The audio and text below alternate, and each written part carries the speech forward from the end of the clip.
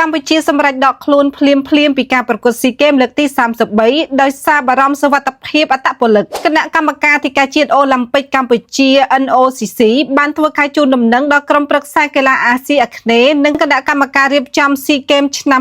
2025អំពីការសម្រេចដកខ្លួនភ្លាមដើម្បីត្រឡប់មកកម្ពុជាវិញរបស់ក្រុមប្រតិភូកីឡាកម្ពុជាដោយសារក្រុមគ្រួសារប្រតិភូកីឡាកម្ពុជាសម្ដែងនៅការព្រួយបារម្ភចំពោះសុវត្ថិភាពទន្ទឹមជាមួយនឹងការជូនដំណឹងនេះដែរក្នុងនាម NOCC ក៏បានថ្លែងអំណរអគុណចំពោះគណៈកម្មការរៀបចំកីឡាស៊ីហ្គេមលើកទី33និងគណៈកម្មការធិការជាតិអូឡ িম্প ិកថៃសម្រាប់ការរៀបចំបដិសណ្ឋារកិច្ចបានយ៉ាងល្អស្របតាមពិធីការនិងស្មារតីកីឡាដល់ប្រតិភូកម្ពុជាកំឡុងពេលចូលរួមប្រកួតស៊ីហ្គេមលើកទី33ជាមួយគ្នានេះ NOCC ក៏បានសម្ដែងនឹងការសោកស្ដាយចំពោះការវិលត្រឡប់មកភ្លាមរបស់ប្រតិភូកីឡាកម្ពុជាហើយ NOCC នឹងធ្វើការជាមួយគណៈកម្មការរៀបចំក្នុងការសម្របសម្រួលការធ្វើដំណើរត្រឡប់មកកម្ពុជាវិញ